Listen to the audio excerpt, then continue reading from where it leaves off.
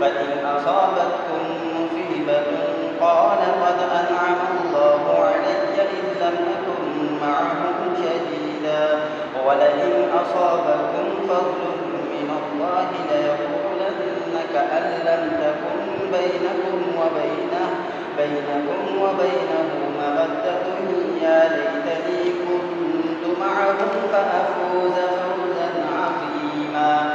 فليقاتل في سبيل الله الذين يشرون الحياة الدنيا بالآخرة ومن يقاتل في سبيل الله فيقتل أو يغلب فسوف نؤتيه أجرا عظيما وما لكم لا تقاتلون في سبيل الله والمستضعفين من الرجال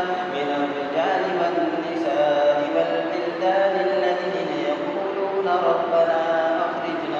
ربنا أخرجنا من هذه القرية الظالم أهلها واجعل لنا من لدنك وليا واجعل لنا من لدنك نصيرا الذين آمنوا